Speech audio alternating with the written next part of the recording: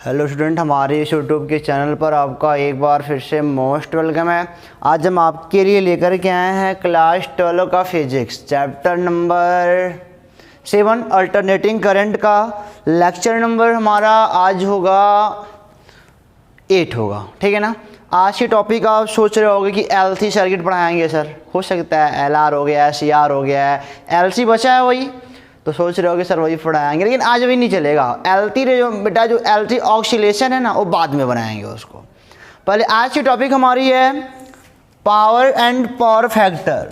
कुछ लोग पावर को पावर बोलते हैं, पावर, तो power and power factor for AC मतलब अल्टरनेटिंग करंट। तो आज की टॉपिक हमारी क्या है? अल्टरनेटिंग करंट के लिए शक्ति और शक्ति गुणांक, ठीक है ना। शक्ति क्या होती है, पावर क्या होता है, और पावर फैक्टर यानी कि शक्ति गुणांक क्या होता है। बेहद अच्छी टॉपिक है, ठीक है ना। इसी की सहायता से आप सीख पाओगे कि मरकरी में क्यों चोक लगा होता है। मरकरी जो लगती है ना, मरकरी होती है तो उसका प्लेट होता है, वहाँ पे एक ऐसे चौड़ा सा लगा होता है छोटा सा चोक, उसे चोक कॉइल बोलते हैं। नहीं, अब हालांकि वो सब सिस्टम कम हो गया है, लेकिन पहले जब शादी विवाह होते थे तो कहीं भी देखा होगा आपने, या फिर किसी भी फंक्शन में मरकरी लगी होती तो वहाँ पे एक छोटा सा चोक टाइप का डिब्बा टाइप का रखा होता, तो उसे चोक बोलते थे। क्या होता है, क्यों ऐसा बना होता है, सब बताएंगे आपको, बस परेशान मत, तो देखते रहो आराम से। तो अब तक हमने करंट इलेक्ट्रिसिटी में, शुरू करते हैं टॉपिक को अपने, बढ़िया से देखना अच्छे से ताकि हर बात क्लियर हो। हमने करंट इलेक्ट्रिसिटी की अगर मैं बात करूं, करंट इलेक्ट्रिसिटी, तो अगर मैं पूछूं कि पावर इसमें क्या होता था, जहां पे एक सेल लगा होता था, बैटरी लगी होती थी या फिर, तो वहां पे पावर कितना होता था, तो P बराबर आपने पढ़ा था VI। ये तो करंट इलेक्ट्रिसिटी का था, बट यहाँ पे देखो, यहाँ पे क्या था, यहाँ पे V भी कांस्टेंट था, I भी कांस्टेंट था। इस वाले में करंट इलेक्ट्रिसिटी में क्या था, V भी कांस्टेंट था और I भी क्या था, कांस्टेंट था। इतनी बात तो क्लियर ही है। अरे भाई, सेल अगर 5 वोल्ट की तो 5 वोल्ट अधिकतम दे पाएगी। I करंट अगर 2/2 चलेगा, यहाँ पे तो बदल बदल के चलता है, टाइम पे डिपेंड करता है।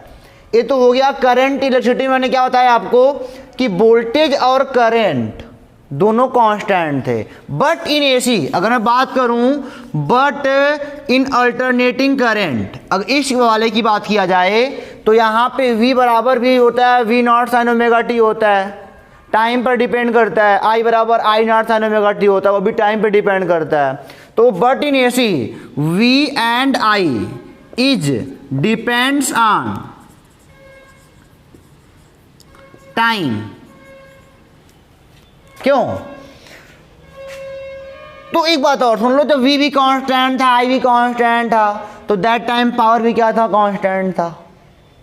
नहीं, लेकिन यहाँ पे AC में क्या होगा कि V भी वेरिएबल है, I भी वेरिएबल है, दोनों V and I is depends on time.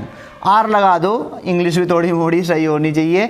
V and I both are depends on time. So यहाँ पे लिखोगे so power is also depends on time.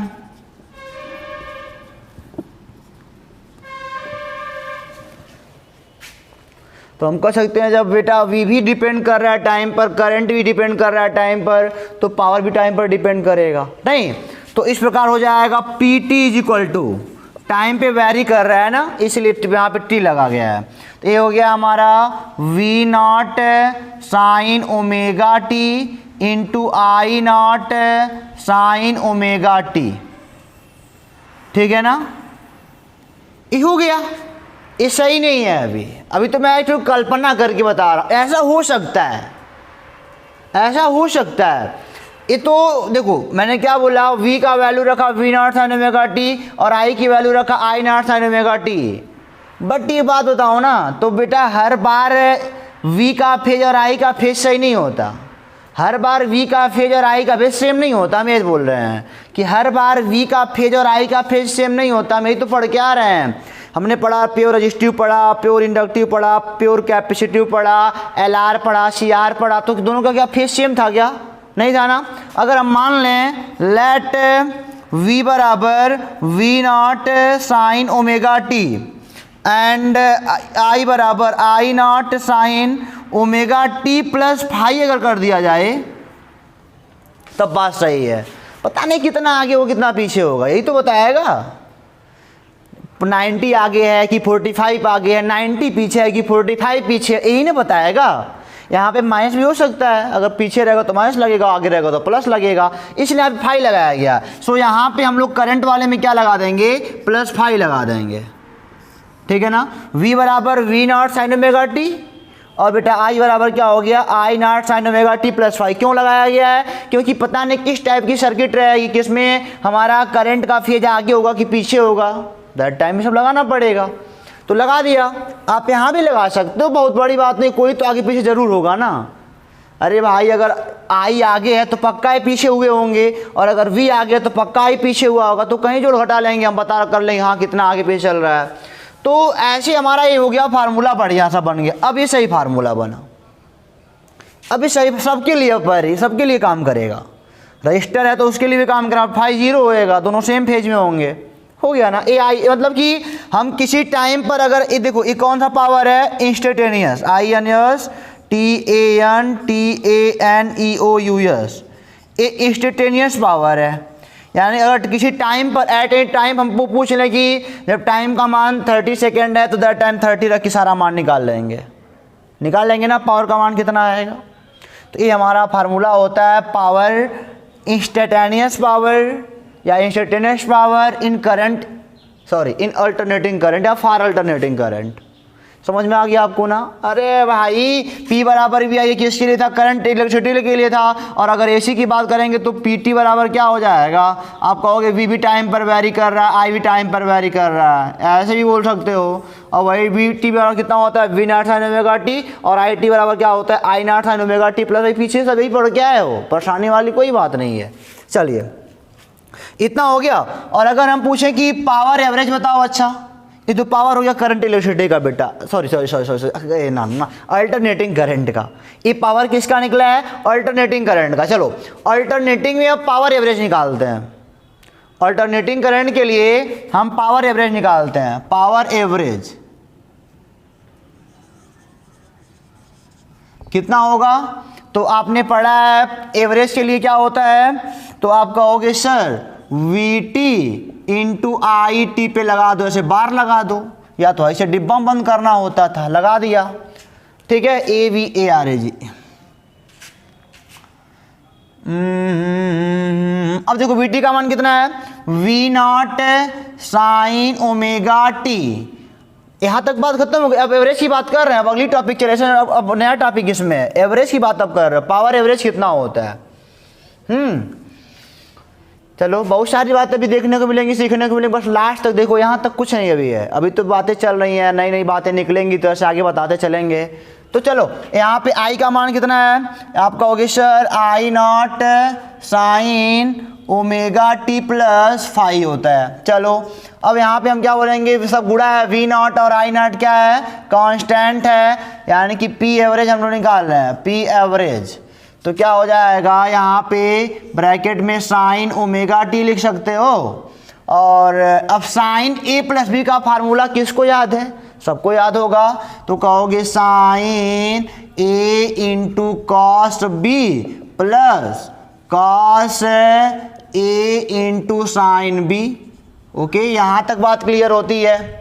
अब इसका अंदर गुणा करना पड़ेगा दोनों में, तो ये हो जाएगा V not into I not, सबका देखो सबका मतलब कि एवरेज निकाल रहे हो, सब पे बार लग जाएगा ना, वो सब पे बार होगा क्योंकि सबका एवरेज निकाल रहे हो, इसी का एवरेज जानने किसी में सब लोग आ रहे हैं। तो हो जाएगा गुणा करोगे sine square omega T into cos phi और प्लस यहाँ पे क्या हो जाएगा, गुणा करोगे sine omega T into cos omega T into sine phi. सबके ऊपर बार लगा दो क्योंकि सबका क्या निकल रहा है, पावर निकल रहा है। अब देखो जरा, सब पे लग जाएगा ऐसे, V नॉट पे बार, I नॉट पे बार, यहाँ क्या हो जाएगा साइन स्क्वायर ओमेगा टी पे क्या लग जाएगा, अलग से बार लग जाएगा cos फाई पे अलग से बार लग जाएगा। अब प्लस इसको हम थोड़ा और बढ़िया बनाना चाहते हैं, sign omega T into cos omega T. चलो यहाँ पे मैं आपको दिखाता हूँ। हम जानते हैं 2 sine theta into cos theta बराबर साइन 2 थीटा होता है। यहाँ पे मैं बोलूँ अगर 2 sign omega T into cos omega T बराबर तो क्या हो जाएगा, साइन 2 ओमेगा टी। होगा कि नहीं होगा? होगा। यानी कि sine omega T into cos omega T is equal to sine 2 omega T by 2। कुछ महानुभाव होंगे कहेंगे 2 से 2 कट जाएगा, ऐसा कुछ एंगल का चीज़ नहीं कटेगा। और नीचे अपना अकेले बैठा है, यहाँ पे क्या हो जाएगा, साइन 2 ओमेगा टी बाई 2 और यहाँ पे हो जाएगा साइन फाई। अलग अलग सबका एवरेज हो गया। मैंने आपको याद कराया है, बताया भी है कि कांस्टेंट का एवरेज कांस्टेंट ही होता है। अरे भाई वी नॉट तो हर जगह वी नॉट ही रहेगा सर्किट में, V nought V nought V nought V nought V nought maximum तो वही रहेगा, हर जगह रहेगा। तो 5 मान लो 5 5 5 5 5 का एवरेज कितना होगा, 5 ही होगा। तो कांस्टेंट का एवरेज का मतलब कांस्टेंट ही होता है, तो हर जगह सेम रहेगा। तो ये हो जाएगा आपका वी नॉट आई नॉट। और साइन स्क्वायर ओमेगा टी का एवरेज कितना होता है, तो मैंने आपको बताया है शुरुआत वाले दूसरे लेक्चर में बताया हमने आपको कि साइन स्क्वायर थीटा या कास स्क्वायर थीटा का एवरेज 1/2 होता है। अरे ओमेगा टी तो थीटा ही तो है, ये कितना हो जाएगा 1/2। और एक बात और है, फार फुल साइकिल के लिए ये पावर एवरेज किसके लिए है, फार कंप्लीट 1 कंप्लीट साइकिल, फार 1 फुल साइकिल। नोट कर लीजिए इस बात को। और कास फाई अभी गुणांक है। अरे भाई कास फाई जो चीज़ टाइम पे डिपेंड कर रहा है वही तो हमारा वेरी करेगा, वही वेरिएबल होगा। बाकी जो बचता तो गुणांक हो जाएगा। अभी क्या हो जाएगा, गुणांक है तो कास फाई रहेगा। कांस्टेंट है, गुणांक है तो कांस्टेंट है। एक बात, एक कॉस फाई एक वैल्यू ही तो देगा, टाइम पर नहीं डिपेंड कर रहा है, ये टाइम पे थोड़ी डिपेंड करता है। और यहाँ पे देखो साइन 2 ओमेगा टी, तो साइन थीटा या फिर कास थीटा का एवरेज 0 होता है। तो वास्तव में थीटा ही तो है, कोई एंगल ही तो है, तो इसका एवरेज 0, उसका मान 0, कोई बात ही नहीं है। तो 0 गुणे कुछ करोगे 0 ही आएगा। तो पावर एवरेज का मान कितना पाओगे, आप कहोगे sir 1/2 V nought I nought cos phi आएगा। लो खूबसूरत सा फार्मूला आ गया हमारा, ये हुआ हमारा पावर एवरेज। ठीक है। अच्छा एक बात और है, हमने एवरेज निकालने का तरीका और बताया था कि अगर कोई चीज़ टाइम पर डिपेंड कर रही हो तो दैट टाइम उसका एवरेज कैसे निकलता है, तो हम बोलेंगे P average is equal to, एक फुल साइकिल के लिए है ना, तो 0 से लेकर टी तक जिसका निकालना होता है उसका यहाँ पे और यहाँ पे टाइम के सापेक्ष समाकलन करना पड़ता है और यहाँ पे टाइम का समाकलन करना पड़ता है। ये इससे भी आप निकाल सकते हो। तो ये आपका होमवर्क मैं देता हूँ, ठीक है ना। आप इसकी सहायता से निकालने का प्रयास करो, देखो इतना आता है कि नहीं आता, पक्का आएगा, कहाँ आएगा नहीं। तो इससे भी निकाल सकते हो। ये सब बातें तो आपको याद थी तो इसको मान रख के तुरंत आपने निकाल दिया। पावर एवरेज फार फुल साइकिल, फार 1 कंप्लीट साइकिल, एक पूरे चक्र के लिए, एक पूरे चक्र के लिए, एक पूरे चक्र के लिए, ठीक है। इससे निकल जाएगा ना। चलिए अच्छा यहाँ पे एक बात और हमको दिख रही है, पूछो क्या। देखो इसको हम ऐसे भी लिख सकते हैं, P average is equal to 1/2, देखो जरा, V not by √2 into I nought by √2, ये हमारा कास फाई है। ऐसे भी हम लिख सकते हैं इसको। कोई कह सकता है क्या नहीं लिख सकते, हम लोग बड़े आराम से लिख सकते हैं। अरे भाई V नॉट आई नॉट बटे 2 तो √2 ये तो आएगा, गुणा करोगे तो। अच्छा यहाँ पे क्या दिख रहा है, अरे वाह एक नई चीज़ मिल गई हमको sir, P average is equal to, ये हमारा क्या है, VRMS है, RMS वैल्यू ऑफ वोल्टेज, और ये हमारा क्या है, IRMS है into cos phi. Okay, cos phi हो गया।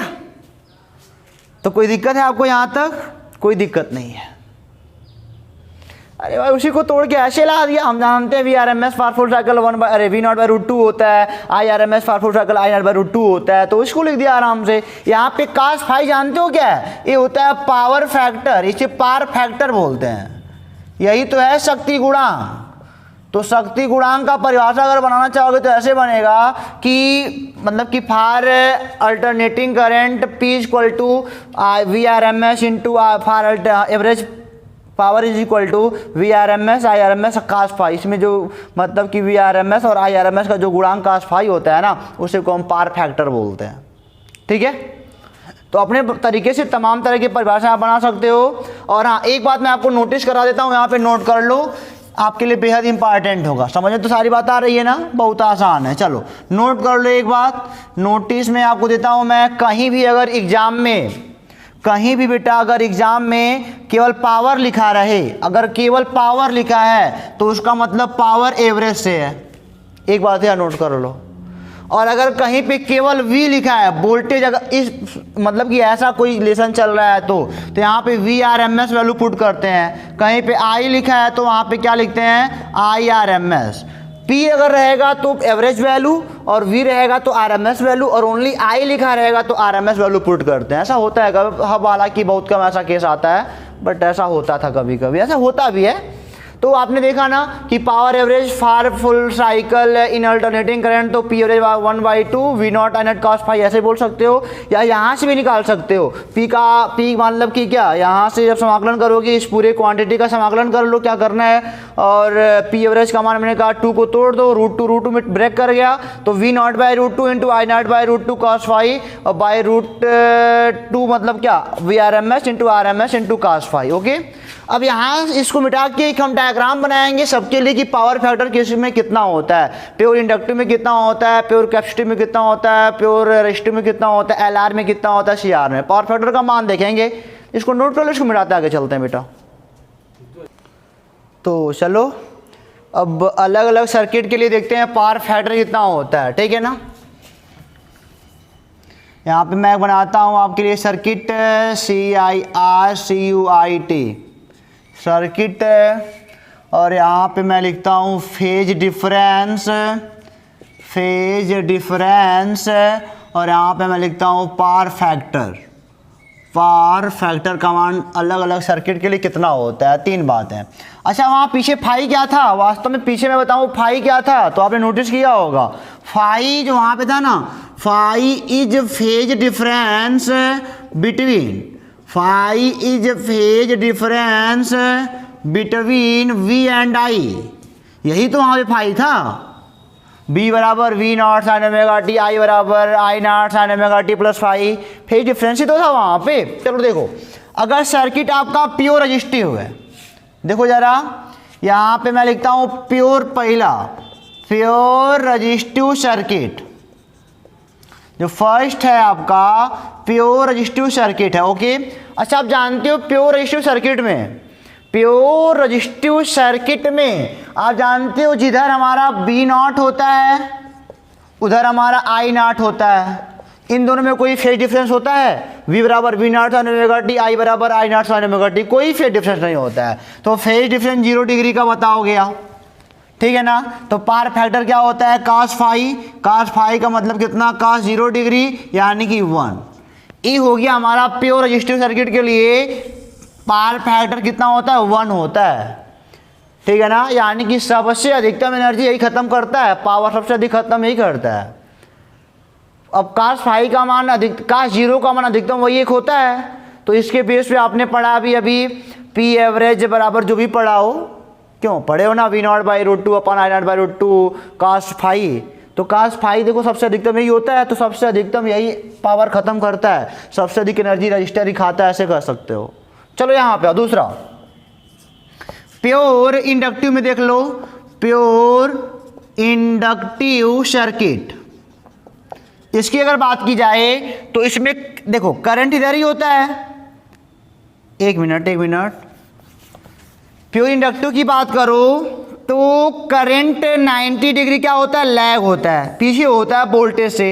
ये हमारा I नॉट है और ये हमारा क्या V नॉट किस में है, इंडक्टर में L में, 90 डिग्री पीछे होता है हमारा करंट, इंडक्टर में हमारा करंट 90 डिग्री पीछे होता है। तो यहाँ पे क्या बोलोगे, यहाँ पे फेज डिफरेंस 90 डिग्री होता है और cos 90 की वैल्यू 0 होती है।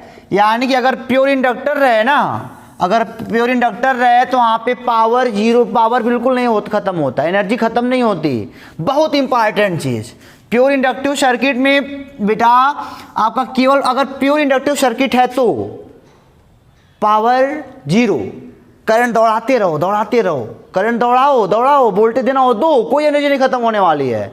रजिस्टर बहुत ज़्यादा एनर्जी खाता है, और ये कुछ एनर्जी नहीं खाता, बशर्ते प्योर इंडक्टिव सर्किट होना चाहिए। पावर का मतलब क्या है, अगर आपने याद करा कि अगर हमारा बल्ब जो है इसके तंतु का अगर रेजिस्टेंस मान लो 10 ओम है, आई बराबर मान लो ये 5 वोल्ट खाता है ऐसे मान लो, और इसमें 5 एम्पियर की धारा बह रही है, तो कितना मतलब कि शक्ति क्षय किया, तो P बराबर वी आई से कहोगे सर 25 वाट खत्म कर गया। रजिस्टर है तभी तो खत्म कर रहा है। बट अगर ये प्योर इंडक्टिव में आ जाओगे ना, प्योर इंडक्टिव में आ जाओगे, प्योर इंडक्टिव में अगर अल्टरनेटिंग सोर्स, ये तो आपको करंट में समझाया है, अगर अल्टरनेटिंग से लगा हुआ है तो इसमें कोई शक्ति क्षय नहीं होती, दौड़ाते रहो दौड़ाते रहो, बहुत मज़ेदार चीज़ है, ठीक है ना। शक्ति क्षय इसमें नहीं होती। ये वोल्टेज को कम बेशी करेगा, ऐसी बात नहीं कि वोल्टेज तो लेबर करेगा अपना, कुछ तो लेगा ना अपना, कुछ बनाया कभी आगे देखोगे, बढ़िया से देखोगे। बट यहाँ पे मैं यही बता रहा हूँ आपको कि यहाँ पे शक्ति जो क्षय होती है ना वो जीरो होती है, कोई शक्ति क्षय नहीं होती। करंट दौड़ाओ, यहाँ पे करंट दौड़ाते रहो, कुछ होने वाला नहीं है, बहुत कम होता है बहुत कम। अभी मैं इसको दिखाऊंगा जब कॉइल पढ़ाऊंगा आप लोगों को, जब मैं चोक कॉइल पढ़ाऊंगा, चोक कॉइल, तो इसको मैं बताऊंगा कैसे यूज होता है, ठीक है। चलो फिलहाल यहाँ पे ये सब बातें आपको याद होना चाहिए कि पावर फैक्टर का मान बताओ, प्योर इंडक्टिव बताओ, तो जीरो होता है। चलो तीसरा देखो, प्योर कैपेसिटिव में देख लो, प्योर कैपेसिटिव सर्किट में देख लो, इसमें भी अगर मैं बताऊं तो इसमें करंट लीड करता है वोल्टेज से 90 डिग्री, ठीक है ना।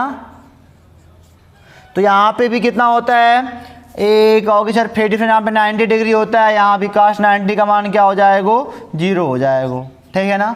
ये तीन चीज़ें हो गई। अब दो और बचते हैं, LT पढ़ाया है, CR पढ़ाया है, LT नहीं LR पढ़ाया है, CR पढ़ाया है, उसको देखते हैं तब। तो चलो चौथा देखते हैं बेटा, LR सर्किट। अगर LR सर्किट की बात की जाए तो यहाँ पे भी कुछ सीखने को आप पाने वाले हो। चलो देखो बढ़िया से देखो, समझ सब कुछ आएगा। LR सर्किट यानी कि क्या होता है, यहाँ पे एक रजिस्टर लगा होगा और यहाँ पे एक इंडक्टर लगा होगा जो कि अल्टरनेटिंग करंट के सोर्स, सारा काम अल्टरनेटिंग करंट के साथ हो रहा है। तो अब अगर मैं ग्राफ बनाऊँ तो आपको भी पता होगा, ये वास्तव में ग्राफ ऐसे बनता था, ये हमारा V0R था और ये हमारा क्या था, V0L था, ठीक है ना, ऊपर की ओर। अगर नहीं याद है तो पीछे जाके देख सकते हो, LR सर्किट स्पेशल बनाया गया वीडियो। यहाँ पे रिजल्टेंट इसका कुछ ऐसे जाता था, V0, ये तो रजिस्टर का था और ये मतलब कि यहाँ पे रजिस्टर का पीक था और ये वाला इंडक्टर का पीक था। तो वास्तव में सोर्स वाला कितना पीक था, तो V0 था, जो कि देखो इसके लिए आई तो इधर ही था, फिर भी ये आई से हमारा 5 डिग्री आगे था, आई बोलो चाहे I0 से। एट लास्ट सारा केस हमने देखा था। तो ओवरऑल अगर पीछे का वीडियो नहीं देख के आया तो यहाँ पे आपको बहुत परेशानी होगी, उनको बिल्कुल नहीं समझ में आएगा। तो हम जानते हैं कि एट लास्ट ओवरऑल सारी कहानी क्या हुई थी कि हमारा जो वोल्टेज था करंट से 5 डिग्री आगे था, तो फेज डिफरेंस यहाँ पे 5 हुआ। क्यों, अरे भाई अगर यहाँ पे V बराबर V0 साइन ओमेगा टी रहा हो तो यहाँ ओमेगा टी प्लस 5 कर लेते हम, और यहाँ पे I बराबर I0 साइन ओमेगा टी था, तभी तो ये वाला वोल्टेज वाला फेज आपका 5 डिग्री आगे चल रहा था।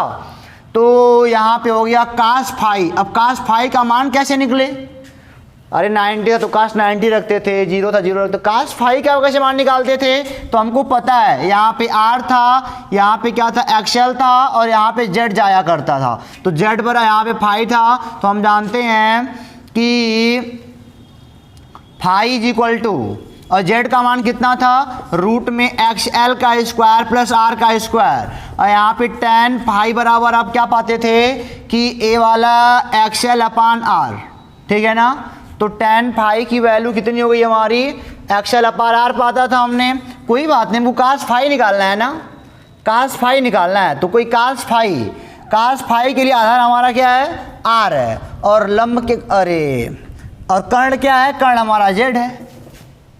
क्या काश थीटा बराबर आधार बटे कर्ण होता है ना, तो R हमारा आधार हो गया और Z हमारा क्या हो गया, हाइपोटेनियस हो गया। तो यहाँ पे क्या हो गया, R/Z, ठीक है ना। ये ऑलवेज मतलब कि ये हमेशा सत्य रहेगा, कोई भी सर्किट रहे यही फार्मूला लगाओगे, ठीक है ना, लिख लो ऑलवेज, कोई भी सर्किट रहे यही फार्मूला यूज करोगे। कैसे मैं बताता हूँ, यही cos फाई का मतलब क्या हुआ, R/रूट में XL प्लस R का स्क्वायर, चलो ठीक है, यही तो होगा ना इसका मतलब, जेड का मान तो यही होता है, overall total resistance in circuit. इसका भी लेके टोटल यही तो होता था, ओवरऑल रेजिस्टेंस इन सर्किट। तो देखो अगर मान लो हमारे पास सर्किट में रजिस्टर नहीं है, एक बात करते हैं, अगर सर्किट में रजिस्टर नहीं है तो आर का मान क्या आएगा, 0 आएगा, और 0 में कुछ और भाग दोगे 0 आएगा। सपोज करो यार, एक बात समझो कि सर्किट में मैंने क्या बोला, सर्किट में अगर रजिस्टर नहीं है क्या, यानी कि केवल इंडक्टर है, तो आर का मान 0 हुआ कि नहीं हुआ। दैट टाइम सर्किट में अगर रजिस्टर नहीं है तो आर का मान 0 हो जाएगा। तो cos फाई का मान क्या हो जाएगा, cos फाई, तो केवल क्या बचा, इंडक्टर बचा। और अभी पीछे इंडक्टर के लिए देख क्या है, वो कितना होता है, इंडक्टर के लिए 0 होता है यार, cos फाई का मान तो 0 में है, ये 0 किसी से भाग दोगे तो 0 ही आएगा ना आखिर, देखा। और अगर मान लो केवल आ रही है, और अगर मान लो केवल रजिस्टर ही है, ये नहीं है, तो एक्सएल का मान 0 आएगा। तब क्या हो जाएगा, cos फाई बराबर आर तो है ही, और 0 प्लस आर का स्क्वायर, रूट में तो केवल आर आएगा, देखो वही आया, एफ आर रजिस्टर आ गया और एफ आर इंडक्टर आ गया। तो ऑलवेज यही बात याद रखोगे आप हमेशा, क्या, cos फाई बराबर आर अपन Z, Z is equal to what, दोनों में अलग अलग होता है अभी, क्योंकि अभी मैं बताता हूँ सी आर में बताऊँगा आपको, तो सी आर के लिए जेड का मान कुछ और होता है, यहाँ पे जीटा सी लग जाता है, ठीक है ना। जीटा सी इक्वल टू वाट, 1/ओमेगा सी। अगर आपको नहीं पता है तो कोई बात नहीं, मैं बताता रहता हूँ ना। ऐसे देखो जरा, ये हमारा इस सर्किट को देखा जाएगा तो एट लास्ट में देखा था आई नॉट इधर गया ही था, और हमारा वी नॉट फॉर आर इधर ही गया था, और यहाँ पे V नॉट क्या आया था, C आया था। क्योंकि बेटा इसमें अगर मैं बताऊँ आपको तो करंट जो होता है ना, इनसे 90 डिग्री आगे होता था, तो आगे था ही। और ओवरऑल क्या होता था, हमारे सोर्स का वोल्टेज जो पीक वैल्यू था यही V नॉट था हमारा, ठीक है ना, ओवरऑल यही था। तो ये सब बातें आपको याद होंगी। और मैं यहाँ पे बताऊँ तो यहाँ भी आप क्या पाओगे कि 5 डिग्री अब की बार एट लास्ट, ओवरऑल अगर मैं बोलूँ आई फिर भी इनसे कितना आगे है, 5 डिग्री आगे है। अगर मैं लिखूँ तो V बराबर V not sine omega T, और I बराबर क्या हो जाएगा, I not sine omega T plus 5, इनसे 5 डिग्री आगे है, ठीक है ना। या तो यहाँ पे -5 लगा दो, बात देखिए, यानी कि फेज डिफरेंस 5 आएगा यहाँ पे भी। इसको ऐसे कवर कर दोगे तो फेज डिफरेंस यहाँ पे भी कितना आएगा, 5 आएगा। ये बॉक्स में डाल दो, फेज डिफरेंस है यही हमारा, ठीक है। और इनका भी बनाया मैं ग्राफ, तो इधर देखा था आपने, इधर आया था हमारा आपका आर आया था, इधर क्या था हमारा जीटा सी था, दैट टाइम ये हमारा जेड था। यहाँ पे जेड इक्वल टू क्या था, इम्पीडेंस का मान XC स्क्वायर प्लस आर का स्क्वायर। तो ओवरऑल यही फाई था हमारा, यही फाई था। तो हम यहाँ पे cos फाई का अगर मैं मान निकालूँ तो आधार आर है और कर्ण जेड है, वही बात है। हालांकि यहाँ पे इसके लिए है जीटा से प्लस, ये अभी सबके लिए सही है, ये अभी हो गया ऑलवेज। तो मैंने यही फार्मूला याद कर लोगे ना, यही फार्मूला याद कर लोगे तो सब काम चल जाएगा। बस सर्किट पता है कौन कौन सर्किट लगी है, और सारी बातें अगर जानोगे तो बेहतर है, और नहीं जानोगे तो कोई बात ही नहीं है। तो पढ़ाई नहीं करना चाहते हो तो इसको बेटा आप समझ गए ना। तो मैंने आपको बता दिया, क्या बता दिया कि इंडक्टर में 0 होता है पावर फैक्टर, और कैपेसिटर में 0 होता है पावर फैक्टर, रजिस्टर में 1 होता है मैक्सिमम होता है, और LR सर्किट में कितना होता है, R/Z होता है, CR में कितना होता है, R/Z होता है। इनका अलग अलग इम्पीडेंस की वैल्यू है। तो इसको मिटा के हम देखते हैं आगे क्या कहता है। तो चलो थोड़ा मोड़ा और देख लेते हैं, थोड़ा मोड़ा सही देखना है, बस मुश्किल से 3-4 मिनट और इस वीडियो को देखने के बाद मैं आपको बताता हूँ कि जो अगला वीडियो चोक कॉइल पे बनेगा ज़रूर देखना, और तुरंत देखना। अगर जल्दी समझना हो तो तुरंत देखना। क्या, चोक कॉइल तुरंत मिल जाएगा लेक्चर नंबर 9 में आपको, ठीक है। चलो यहाँ पे देखो, तो एट लास्ट ऑलवेज यही होता है ना। तो हमने अभी भी पढ़ा है P average is equal to V not into I not cos phi, यही तो पढ़ के आए हो। V not into I not into cos phi, क्यों, V not into I not into cos phi by 2 था, यानी कि power average is equal to V not by √2 into I not by √2 cos phi था। तो आपने देखा power average is equal to VRMS into IRMS cos phi था, okay. तो यहाँ पे हम लिख सकते हैं power average is equal to VRMS into I R M S, सबके लिए काम करता है, आर बाई जेड लिख दिया यहाँ पे, ठीक है। और मैं आपको एक बात और बता दूँ कि आई नॉट बराबर क्या, इसमें अगर ये सर्किट मान लो एल आर रहा हो चाहे सी आर रहा हो, कोई सर्किट रहा हो, तो आई नॉट बराबर वास्तव में होता है V nought by maximum current बराबर क्या, मैक्सिमम वोल्टेज और upon total resistance of circuit. तो कितना हो जाएगा, जेड टोटल होता है पूरा लेके आई और रजिस्टर का भी और इंडक्टर का कैपेसिटर का जो भी होता है। तो यहाँ पे मैं अगर कहूँ आई नॉट बाई, इधर भी √2 से भाग दे दो, इधर भी √2 से भाग दे दो, इंटू जेड। तो भाई क्या हो गया, I R M S is equal to एक क्या हो जाएगा, V R M S by Z. Okay, यानी कि जहाँ पे आई आर एम एस है वहाँ पे हम लोग क्या लिख सकते हैं, V R M S by Z. तो ये हो जाएगा power average is equal to V R M S, और यहाँ वाला बी आर में स्क्वायर लग जाएगा और इंटू आर, जेड नीचे 2 बार तो जेड का स्क्वायर कवर कर दो, बढ़िया फार्मूला बन गया। ऐसे नहीं, वी स्क्वायर आर पहले जब आपने पढ़ा होगा, पावर का फार्मूला पढ़ा होगा, वी स्क्वायर बाई आर के पदों में पढ़ा होगा, वी और आर के पदों में ऐसे निकाल देंगे। एक बात और, वी आर एम एस और क्या हो जाएगा, V R M S is equal to Z into I R M S. तो यहाँ पे रखो तो पार एवरेज क्या हो जाएगा, Z into I R M S, Z into I R M S into I R M S गुड़े R by Z, Z से जेड कैंसिल हो गया, तो पार एवरेज कितना आएगा, I square R M S into R. ठीक है, चलो ऐसे भी यूज कर सकते हैं इसको हम लोग। सारी बातें आपको समझ में आ रही ना, सब एवरेज चल रहा है। अच्छा एक बात और, आपके जहन में एक बात आई होगी ना कि प्योर कैपेसिटर या प्योर इंडक्टर के लिए शक्ति गुणांक फाई का मान 0 क्यों होता है। हो सकता है वहां पे बेटा, हो सकता ऐसा हुआ है, वास्तव में ऐसा हुआ है कि आधे साइकिल में पावर इधर था और आधे साइकिल में पावर क्या था, मतलब कि आधे साइकिल में मान लो पावर सीधा रहा हो और आधे में उल्टा रहा हो, ऐसा हो सकता है, तो 0 हुआ होगा ना। यानी कि प्योर कैपेसिटर और प्योर इंडक्टर वाली सर्किट में क्या था, आधे साइकिल में पावर सीधा था, आधे में उल्टा हो गया, तभी तो बेटा आपका मतलब कि जो एवरेज 0 आ गया, ऐसा था वहाँ पे। एक बात और यहाँ पे देख लो, एपरेंट पावर कितना होता है, APPARANT। एपरेंट पावर कितना होता है, आभासी जिसे कहते हैं, तो आप क्या बोलोगे, इसको याद कर लो आप, VRMS इंटू IRMS, ये एपरेंट पावर होता है, आभासी शक्ति ही होता है। अगर कोई एपरेंट पावर पूछेगा तो केवल VRMS इंटू IRMS लगाएंगे। तो उम्मीद करते हैं वीडियो आपको पसंद आया होगा, ठीक है ना। इस पे तमाम क्वेश्चन आप खुद कर सकते हो और मैं क्वेश्चन आपको बताने वाला हूँ, परेशान बिल्कुल ना होना। आगे मैं आपको पढ़ाने वाला हूँ चोक कॉइल, ओके, अगला लेक्चर बनेगा हो, तो आप इसको देख के चोक कॉइल देखो कि कैसे यूज होता है, इन सबों का यूज कहाँ करते हैं, कैसे नहीं करते हैं। तब तक के लिए आप पढ़ते रहो, हंसते रहो, ऑल द बेस्ट।